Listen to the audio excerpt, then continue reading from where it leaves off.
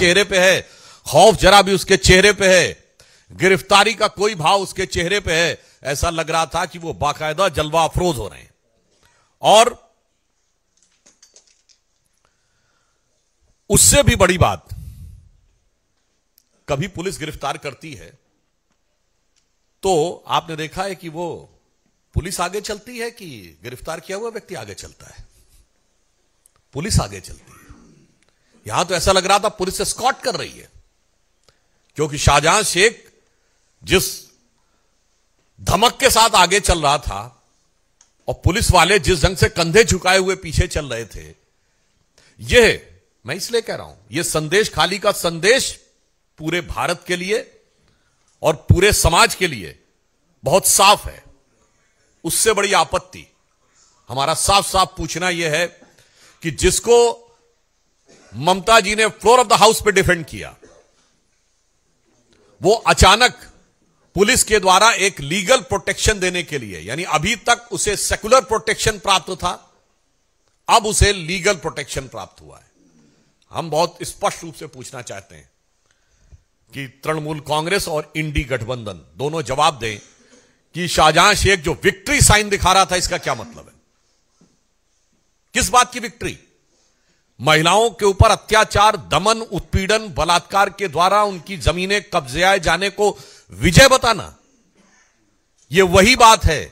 महिलाओं पर यातना और अत्याचार को विजय का प्रतीक बनाना, यह मध्यकालीन मुगलिया मानसिकता का प्रतीक है। और 21वीं सदी में शाहजहां शेख और ममता बनर्जी की सरकार उसी को आज एक रूप में सामने दिखाई दे रही है। इसलिए हम बहुत स्पष्ट रूप से पूछना चाहते हैं कि टेक्निकल सवाल हमारा यह है कि यदि ईडी के हमले के लिए पुलिस ने गिरफ्तार किया है तो ईडी को हैंडओवर क्यों नहीं कर रहे हैं? सेकंड सवाल हमारा टेक्निकल यह है कि महिलाओं पे उत्पीड़न और बलात्कार की धाराएं क्यों नहीं लगाई गई?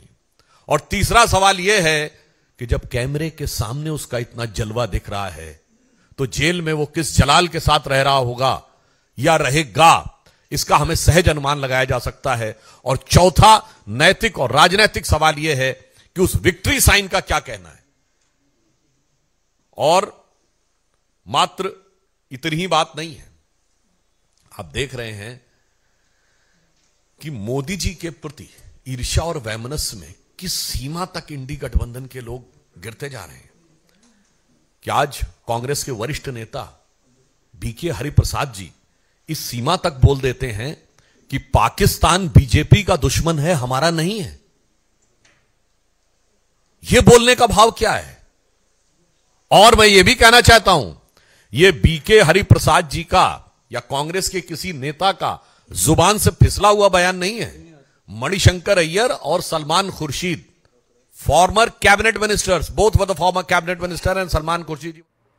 तो बीजेपी की तरफ से लगातार सवाल उठाए जा रहे हैं। संदेश खाली के आरोपी शाहजहां शेख की गिरफ्तारी के बाद जब उसे बंगाल पुलिस ने कोर्ट में पेश किया तो आरोपी शाहजहां के हाव भाव से कहीं ऐसा नहीं लग रहा था कि उसे अपने गुनाहों पर अफसोस है। जब वो कोर्ट में पेश हुआ तो विक्ट्री साइन दिखा रहा था। उसके बॉडी लैंग्वेज से अकड़ साफ दिखाई दे रही थी।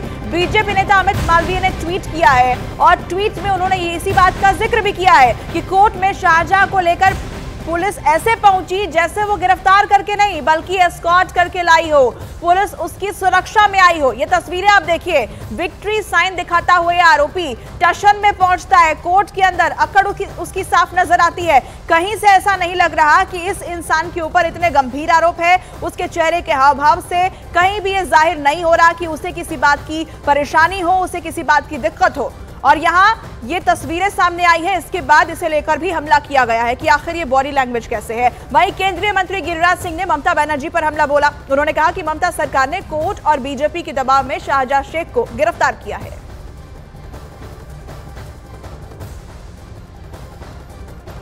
कोर्ट और भारतीय जनता पार्टी के दबाव में आके ममता बनर्जी नाम है, लेकिन ऐसा निर्मोही महिला मुख्यमंत्री मैंने नहीं देखा।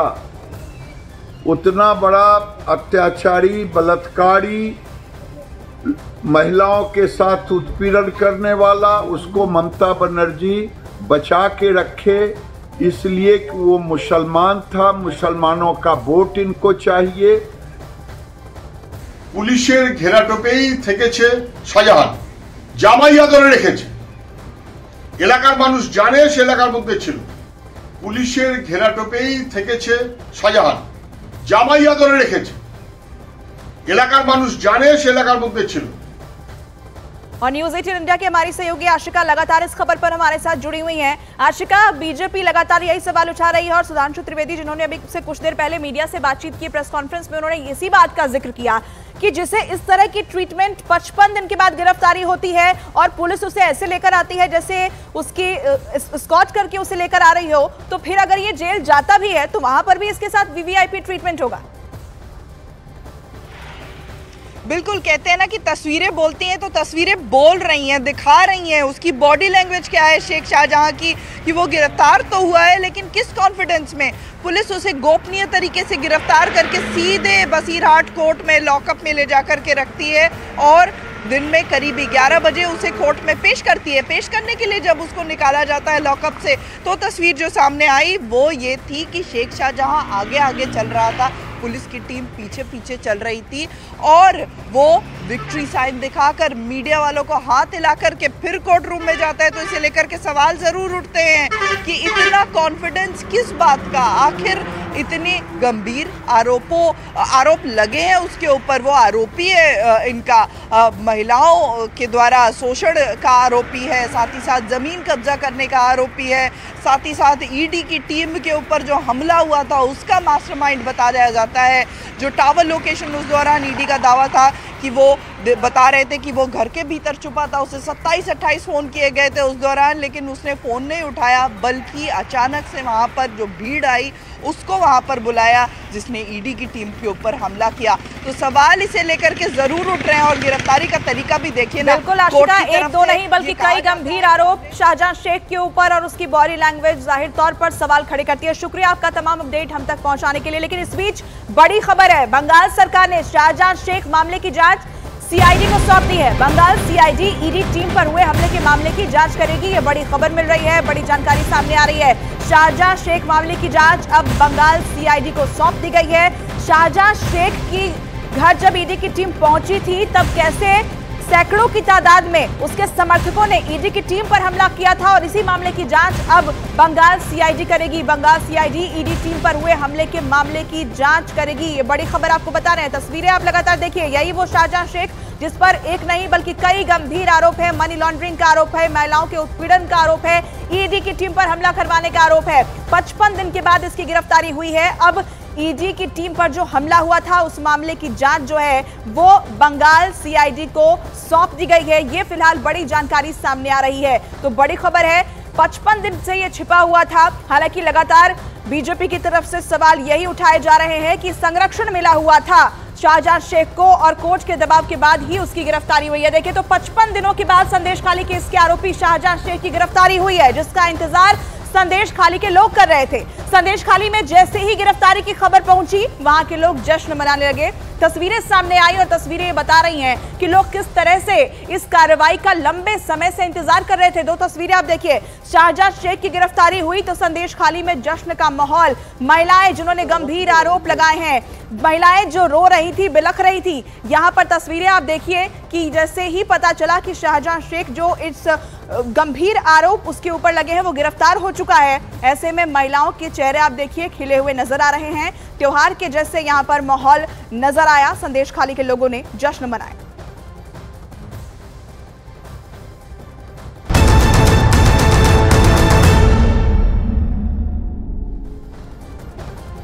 और अब बड़ी खबर हिमाचल प्रदेश से है। पर्यवेक्षकों के साथ अलग से विक्रमादित्य बैठक करेंगे, बड़ी जानकारी मिल रही है। एक निजी होटल में उनकी ये मुलाकात होगी, बहुत बड़ी खबर सामने आ रही है। हिमाचल प्रदेश से इस वक्त की ब्रेकिंग न्यूज आपको दे दें। हिमाचल प्रदेश में पर्यवेक्षक जो नियुक्त किए गए हैं उनके साथ विक्रमादित्य सिंह अलग से बैठक करेंगे।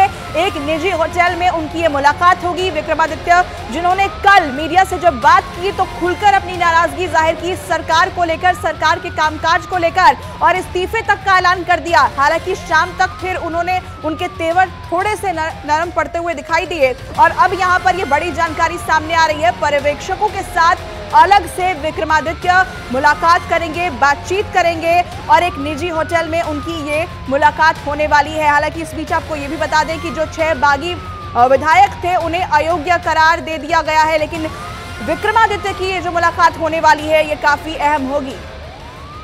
और इस खबर पर न्यूज 18 इंडिया के हमारे 2 सहयोगी जुड़ रहे हैं, हमारे साथ अरुण जुड़े हैं और यतेंद्र भी हमारे साथ हैं। लेकिन पहले अरुण, आपके पास आते हुए, ये जो मीटिंग होने वाली है विक्रमादित्य की पर्यवेक्षकों के साथ, कब ये मीटिंग होगी, कहां होगी, क्या इससे जुड़ी हुई अपडेट आपके पास है? देखिए, ज्यादातर विधायकों से और मंत्रियों से मुलाकात हो गई है। विक्रमादित्य सिंह काफी मुखर रहे थे, उन्होंने इस्तीफा भी दे दिया था। हालांकि बाद में वो मान गए और मुख्यमंत्री ने खुद उनसे मुलाकात की, बात की, विधानसभा परिसर के अंदर भी बात की और उसके बाद ऑब्जर्वर्स के साथ भी मुलाकात उनकी एक बार हो चुकी है, एक बार और मुलाकात होनी है।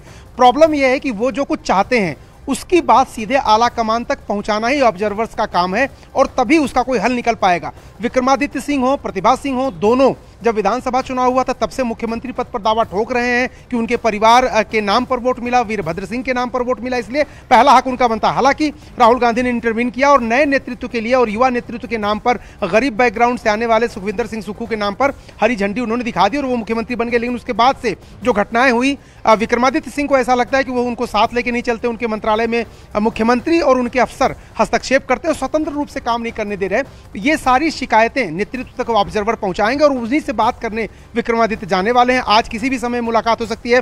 चूंकि ये मुलाकात महत्वपूर्ण है विक्रमादित्य सिंह के लिए भी और पार्टी के लिए भी, क्योंकि आगे कोई किसी तरह का इसमें पार्टी में जिस तरह से 6 बागी विधायक छोड़ करके चले गए पार्टी, कहीं ऐसा न हो कि आगे भी विक्रमादित्य सिंह या उनके समर्थक इस तरह से करें। तो कांग्रेस के लिए भी जरूरी है कि उनको मनाए और विक्रमादित्य सिंह के लिए जरूरी है कि वो अपनी बातें आला कमान तक पहुंचाए ताकि उनका कोई हल निकले।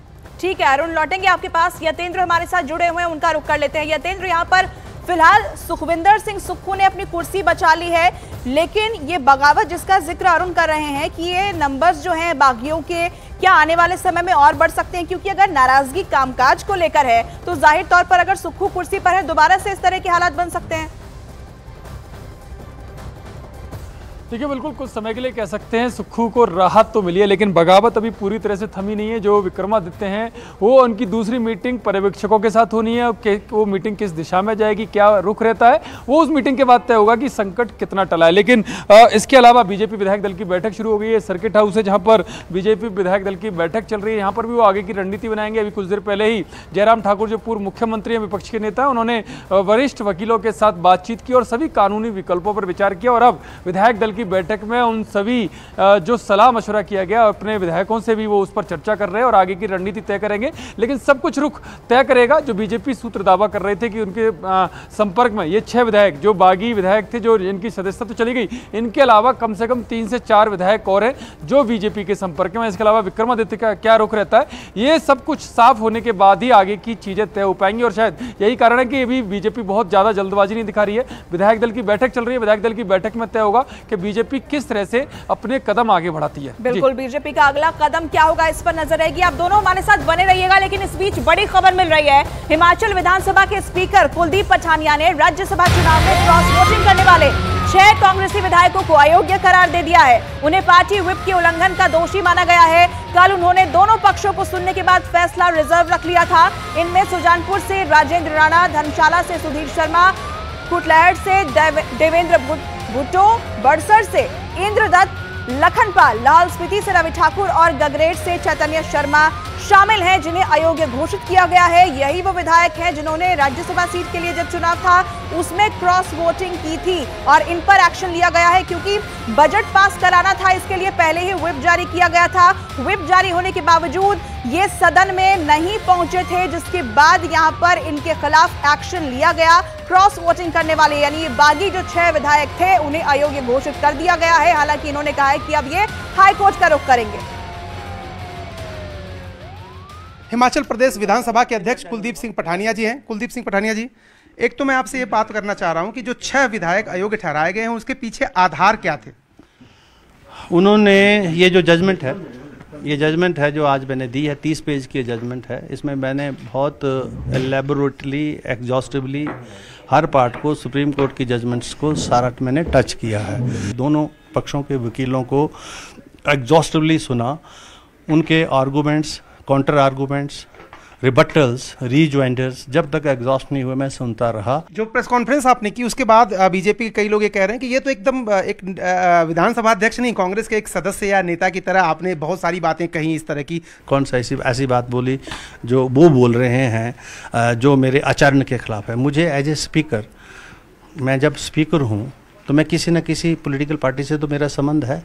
जब मैं कुर्सी पर बैठता हूं तो मुझे विधानसभा की जो नियमावली है उसके मुताबिक काम करना है, मैं उसी मुताबिक काम करता हूं।